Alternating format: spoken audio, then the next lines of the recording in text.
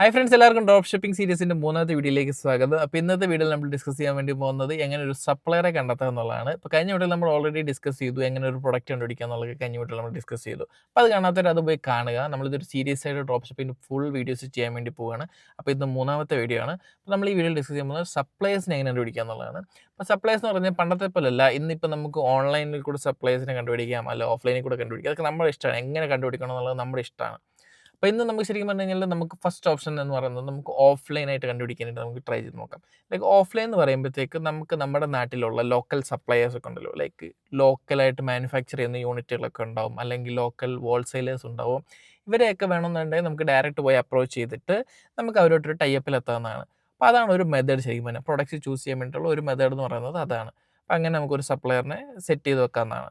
പിന്നെ ഉള്ളതെന്ന് പറഞ്ഞു കഴിഞ്ഞാൽ ഓൺലൈൻ മെത്തേഡ്സ് ആണ്. ഓൺലൈൻ മെത്തേഡ്സ് പറയുമ്പോഴത്തേക്ക് നമുക്ക് ഗ്ലോ റോഡ് അല്ലെങ്കിൽ റെപ്പോസോ ക്ലോട്ട്, അല്ലെന്നുണ്ടെങ്കിൽ നമ്മുടെ ഇന്ത്യ മാർട്ട്, ഇങ്ങനെയുള്ള പല പ്ലാറ്റ്ഫോമുകൾ അല്ലെങ്കിൽ പല വെബ്സൈറ്റുകൾ അവരൊക്കെ ഓൺലൈൻ സപ്ലയേഴ്സിൻ്റെ ലിസ്റ്റ് ചെയ്ത് വെച്ചിട്ടുണ്ട്. ഓൾറെഡി സപ്ലയേഴ്സിനെയൊക്കെ ലിസ്റ്റ് ചെയ്ത് ഒരു വെബ്സൈറ്റ് ക്രിയേറ്റ് ചെയ്ത് വെച്ചിട്ടുണ്ട്.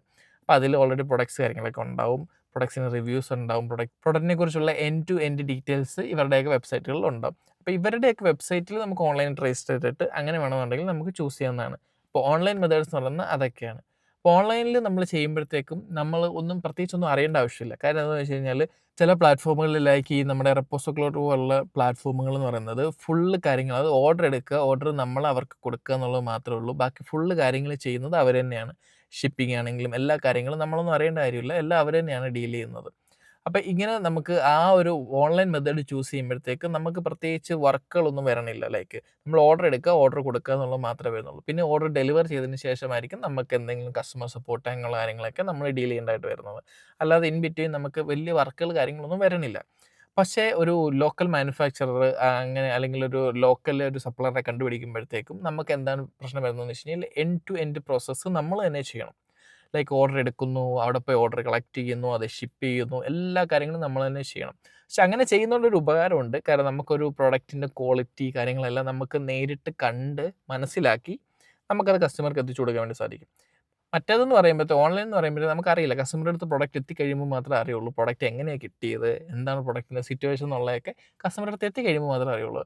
അപ്പം നമുക്ക് ഇപ്പം ഈ പറഞ്ഞ പോലെ നമ്മളൊരു എന്താ പറയുക, ഒരു ബിഗിനർ സ്റ്റേജിലുള്ള ഒരാളായതുകൊണ്ട് നമുക്കിപ്പോൾ ഡയറക്റ്റ് പോയി സപ്ലയറിനെ കണ്ട് സംസാരിച്ച്, കാരണം നമുക്ക് ഓർഡേഴ്സ് ഇല്ല ഒന്നാമത്തെ കാര്യം. അപ്പോൾ നമ്മൾ ഡയറക്റ്റ് പോയി സപ്ലയറിനെ കണ്ട് സംസാരിച്ച് അങ്ങനെയുള്ള ഒരു സംഭവം നമുക്ക് നടക്കില്ല. അപ്പോൾ നമ്മൾ ചൂസ് ചെയ്യാൻ പോകുന്നത് ഓൺലൈൻ മെത്തേഡുകളാണ്. ഓൺലൈൻ മെത്തേഡ് എന്ന് പറയുമ്പോഴത്തേക്ക് നമുക്ക് ഈ റെപ്പോസോ ക്ലോട്ട് പോലുള്ള പ്ലാറ്റ്ഫോമുകളാണ് നമ്മൾ ചൂസ് ചെയ്യാൻ വേണ്ടി പോകുന്നത്.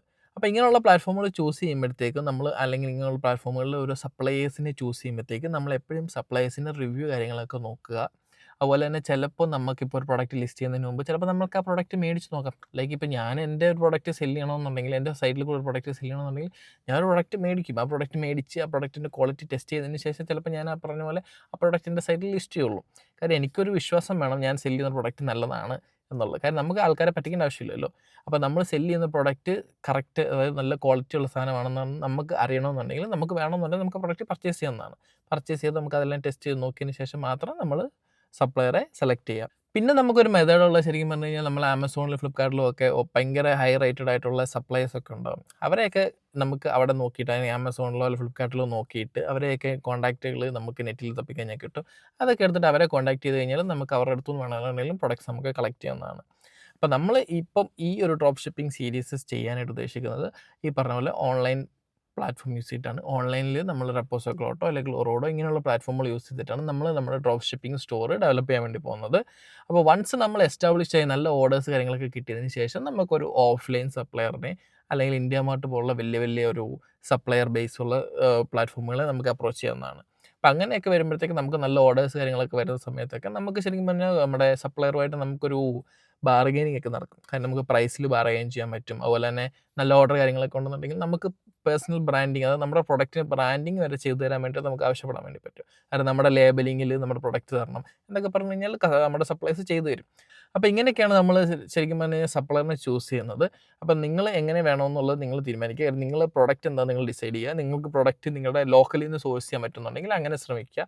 അതല്ലെന്നുണ്ടെങ്കിൽ ഓൺലൈനിൽ നോക്കുക. നമുക്ക് അതായത് എനിക്ക് ചെയ്യാൻ പറ്റുന്നത് എന്താന്ന് വെച്ച് കഴിഞ്ഞാല്, എനിക്ക് ലോക്കലി ചെയ്യാനായിട്ട് ഇപ്പോൾ തൽക്കാലം ഓപ്ഷൻ ഇല്ല. അപ്പോൾ ഞാൻ എന്താണ് ചെയ്യാൻ പോകുന്നതെന്ന് വെച്ച് കഴിഞ്ഞാൽ, ഞാൻ ഓൺലൈൻ വെബ്സൈറ്റ് യൂസ് ചെയ്യാൻ വേണ്ടി പോവാണ്. അപ്പോൾ ഓൺലൈൻ വെബ്സൈറ്റ് യൂസ് ചെയ്തിട്ട് നമുക്ക് ചെയ്യാം. അതായിരിക്കും ബെറ്റർ. അപ്പോൾ എങ്ങനെ സപ്ലയറെ ചൂസ് ചെയ്യാന്നുള്ള വീഡിയോയിൽ ഇപ്പോൾ ഞാൻ ഈ പറഞ്ഞ കാര്യങ്ങളെല്ലാം നിങ്ങൾക്ക് മനസ്സിലെന്നെ വിശ്വസിക്കുന്നു. അപ്പോൾ ഇനി അടുത്തൊരു വീഡിയോ ഞാൻ വരുന്നതാണ്. എന്താണ് നമ്മള് ചെയ്യാൻ പോണ അടുത്ത പ്രോസസ്സ് എന്ന് പറഞ്ഞു കഴിഞ്ഞാൽ, നമ്മൾ ഈ പറഞ്ഞ പോലെ സ്റ്റോർ സെറ്റപ്പ് ചെയ്യുന്നതിന് മുമ്പ് നമുക്ക് അറിയേണ്ട കുറച്ച് കാര്യങ്ങളൊക്കെ ഉണ്ട്. ആ കാര്യങ്ങളെപ്പറ്റി ഡിസ്കസ് ചെയ്യാൻ വേണ്ടി അടുത്തൊരു വീഡിയോ ഞാൻ ചെയ്യുന്നതാണ്. അപ്പം വീഡിയോ കണ്ട് ഇഷ്ടപ്പെടുകയാണെന്നുണ്ടെങ്കിൽ എല്ലാവരും സപ്പോർട്ട് ചെയ്യുക, സബ്സ്ക്രൈബ് ചെയ്ത് വെക്കുക. പിന്നെ എല്ലാവരും ഈ വീഡിയോസ് എല്ലാം കണ്ട് എല്ലാ കാര്യങ്ങളും മനസ്സിലാക്കി നിങ്ങളുടെ പ്രൊഡക്റ്റ്, സപ്ലയർ എങ്ങനെ വേണം ഇതുള്ള കാര്യങ്ങളെല്ലാം ഡിസൈഡ് ചെയ്ത് വെക്കുക. നമ്മൾ അടുത്ത വീഡിയോകളിലായിട്ട് നമ്മൾ നമ്മുടെ ഡ്രോപ്പ് ഷിപ്പിംഗ് സ്റ്റോർ സ്റ്റാർട്ട് ചെയ്യുന്നതാണ്.